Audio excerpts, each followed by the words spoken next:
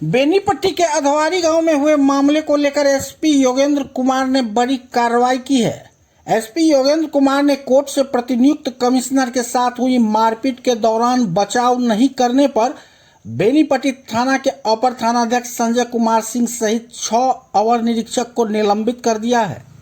SP ने विधि व्यवस्था संधारण के दृष्टिकोण से पुलिस बल के साथ आए अवर निरीक्षक नयलाल प्रसाद, मोहम्मद अली, जनार्दन ठाकुर, मोहनलाल पासवान और कमलेश राम को निलंबित किया है।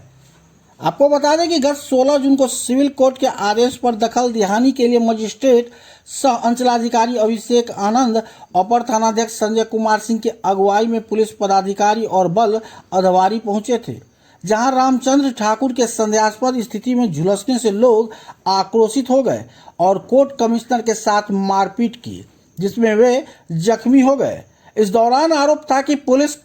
कर्मी कोर्ट कमिश्नर को छोड़कर चले गए, उन्हें बचाने का प्रयास नहीं किया गया। कोर्ट कमिश्नर के साथ हुई मारपीट का वीडियो वायरल होने के बाद जहां मजिस्ट्रेट के द्वारा बेनीपट्टी थाना में अज्ञात 50 लोगों के खिलाफ एफआईआर दर्ज कराई गई, वहीं लापरवाही पर अब एसपी योगेंद्र कुमार ने बड़ी कार्रवाई कर दी है।